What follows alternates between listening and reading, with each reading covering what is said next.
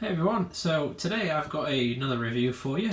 It is the Hot Toys Agents of S.H.I.E.L.D. Ghost Rider.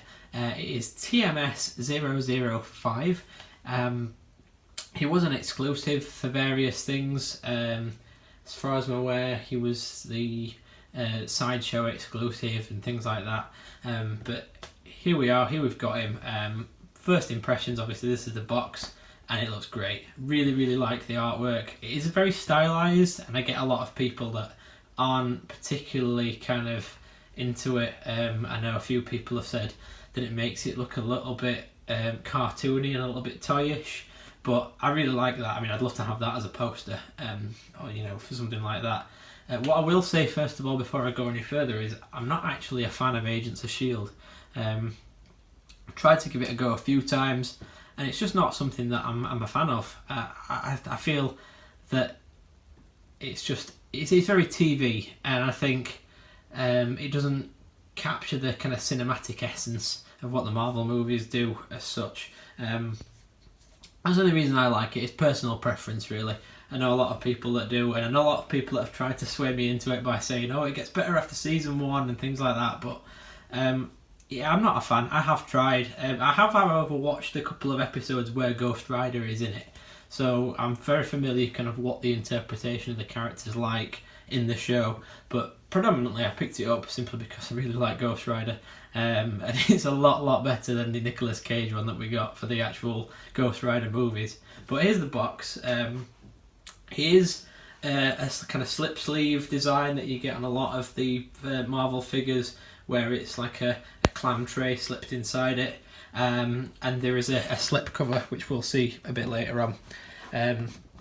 First things first, however, the thing that grabs you after the artwork is when you touch the box, all this grey area is all textured. It's all like tarmac. It's that kind of that road feeling, which is really cool. It's a really sweet touch.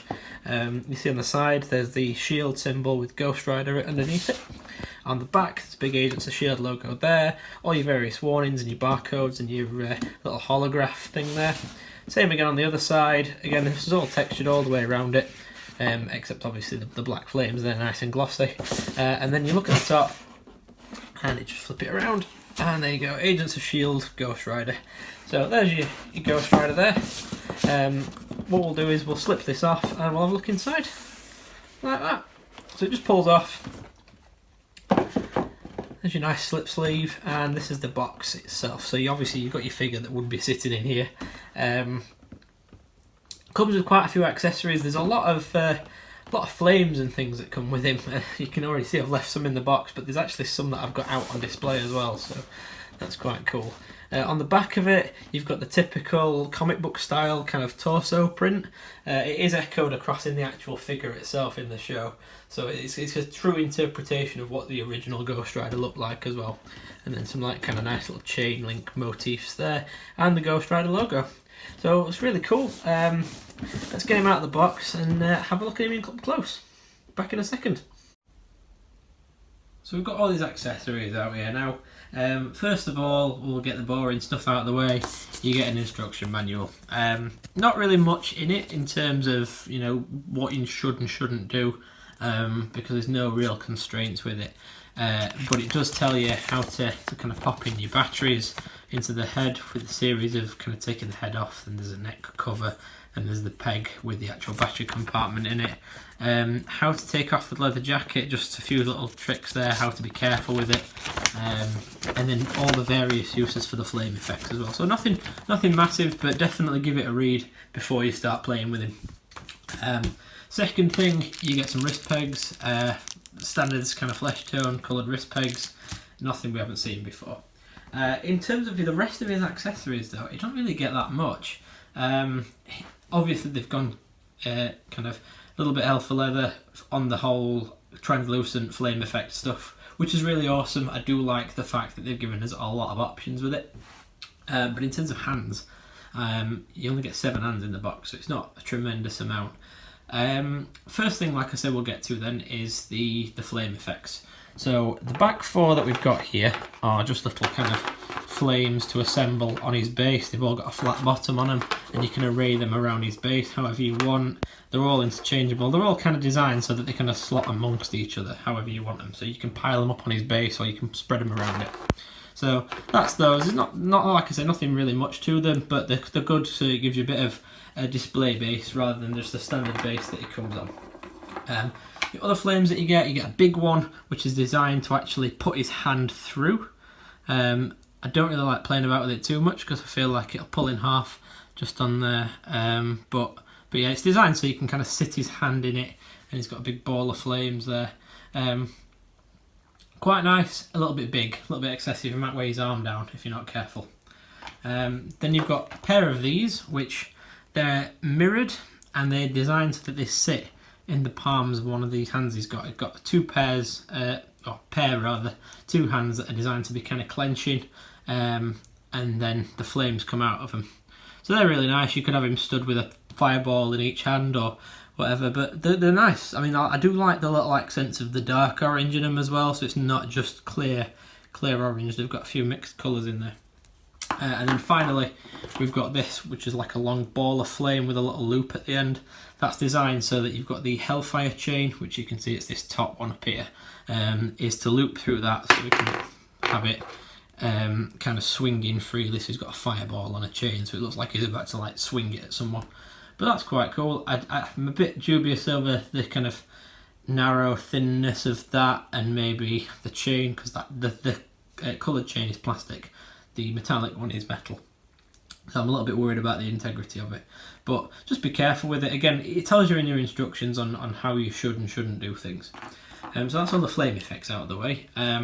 Next up, we've got hands. So if we just look up a little bit, you'll see the figure's got a pair of closed fists. You know, the standard how they usually come in the box with a pair of fists on. And then you've got your alternate hand. So he comes with a right-handed pointing finger. They've all got really nice detail on the hands, by the way. They've got these lovely racing gloves with the loops in them.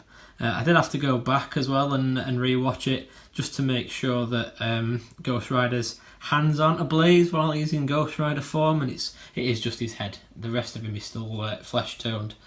But it's nice. I do like the little buckle detail and things on there. The paint on him's fantastic. So he's got his pointing kind of accusing finger, which is quite sweet.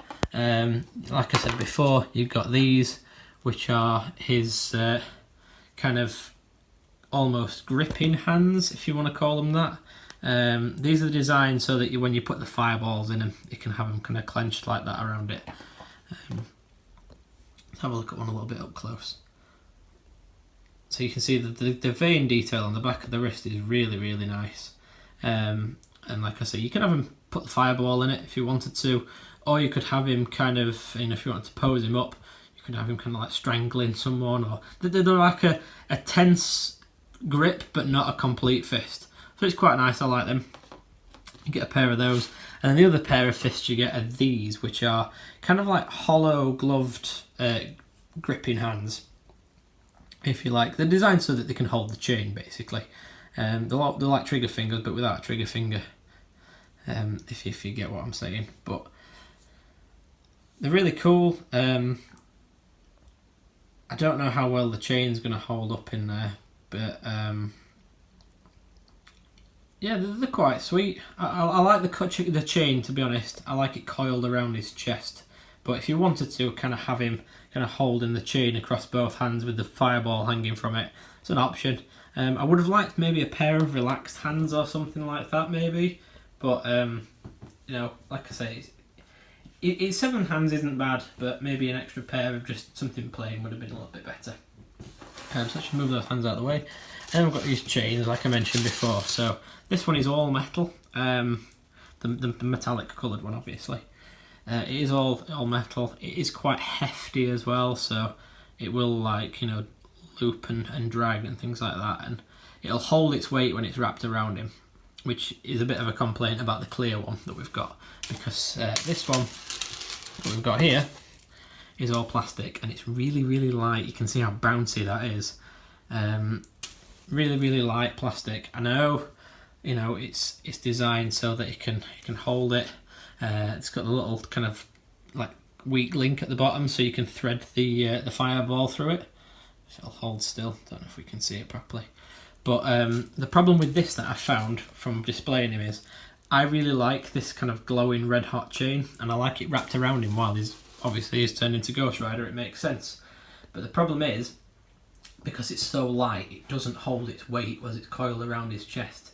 So you've kind of got to hold one finger on one end of it while you wrap it around and counterweight it with itself. It's a bit of a faff, but I do prefer that one over the solid silver chain. But that's all his accessories. I'll kind of clear off, and I'll get the figure up close and we can have a look at him, and obviously the really awesome head sculpt as well. Back in a second. So this is the head sculpt up close, and you can see just how awesome it is. Really, really like the cracks and the little details in it that you can see. They've done a really good job of making it more of like an animated looking skull. It's not as like, if you look at it, if it's not a human skull, it does look a lot more kind of accentuated, like with the cheekbones and things like that. So it looks more kind of fierce and more comic booky, which again is why I picked it up. It's not an attachment to the show itself. It's more like it looks like a really good interpretation of the character. So you can see here, I mean, the flame on his head is massive as well. That's really sweet. I love the way that it kind of trails across onto his forehead and around the back of his skull too. If you look at his eyes, they've got LED kind of slots in them as well.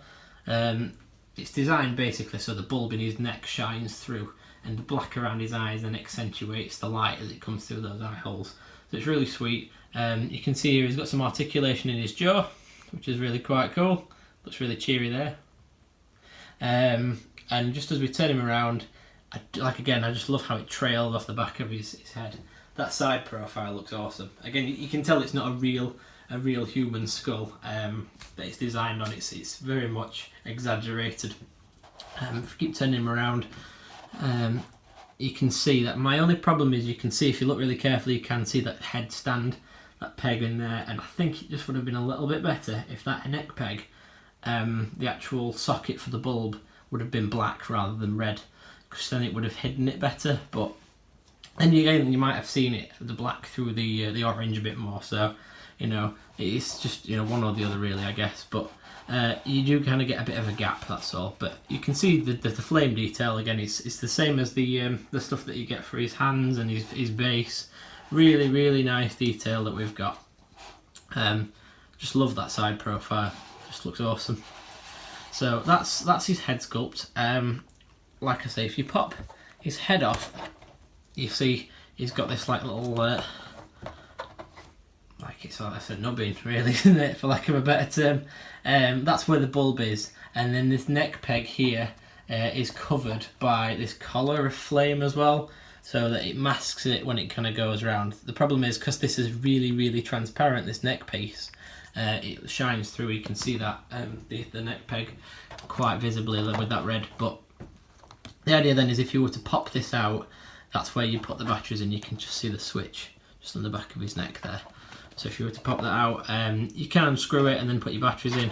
I'm not doing that simply because I've seen it with the bulb on, and it's alright, but it's another one of those where you've got to dismantle your figure to get to the batteries, and it's just not something that I'm personally interested in. I'd much rather, just pop his head back on, I would much rather have my kind of cabinet lights and things on him. But again, if you've got the kind of top lights on, it'll still shine through that orange really nicely, so you're alright on that front.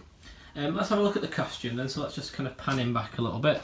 The one thing that the instructions do specify is the leather-like jacket, and it's really nice. It's not genuine leather, but it looks it. I think it does suit that kind of biker look, having something that isn't actually leather, something that replicates it pretty well, and this does. I really like that.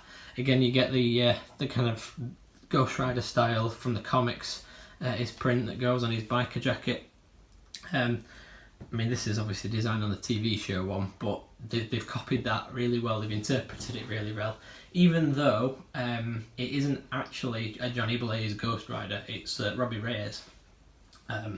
you'll notice when we had the front of the box art up, in the show, I don't know if you're aware, he actually drives a big kind of flaming Chevy with the engine stuck out. In fact, it's a Dodge Charger, I think, if I remember rightly.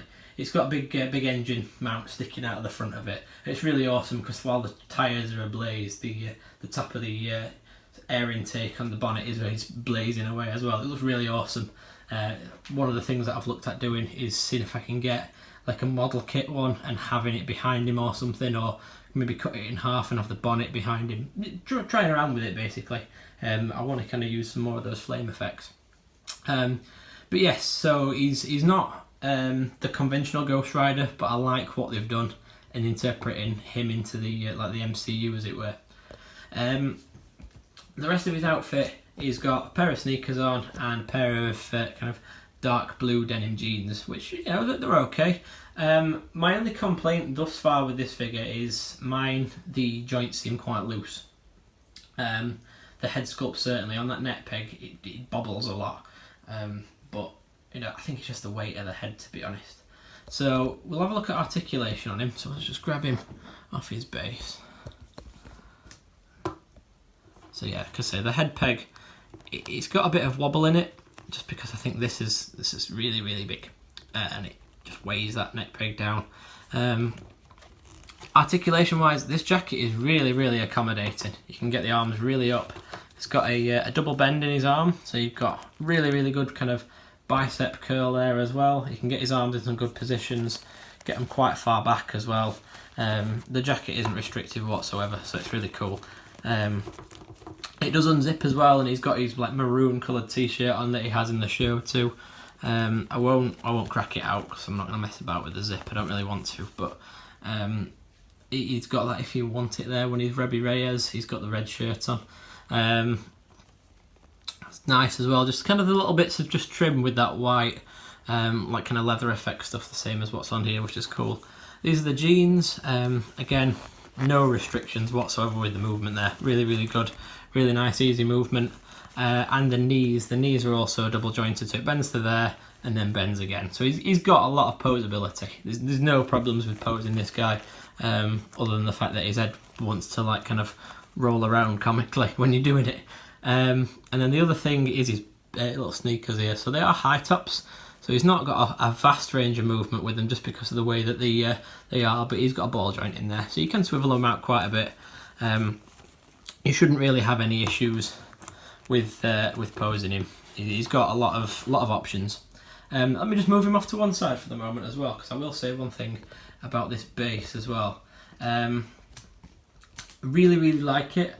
I do like these square ones just because they're functional. They look nice and neat and tidy. The old ones that were oval with these crotch cradles look crap. For like, you know, for just kind of to put a point on it, they looked awful and cheap. So I do like the fact that they've raised them up slightly. They've got a little placard on them which looks really professional, and they've also got print work on it as well. Like they've got like a stickered kind of detail on here too, so I like that. Same as the kind of seven-sided ones that a lot of the Marvel movie characters have got recently. But I like this. I like the Agents of S.H.I.E.L.D. logo behind it, and I really like that.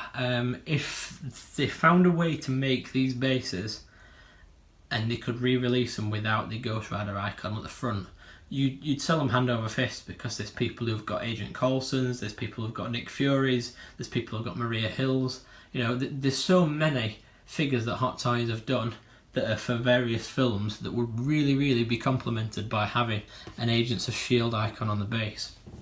So that'd be really quite cool. Just bringing the figure back into to view for a moment, and what we'll do is we'll have some final thoughts on him. So as you can see, really, really, really cool on that head sculpt. Really true to the actual character itself. I'm a big fan of it. He is quite expensive at the moment because of the nature of him being an exclusive.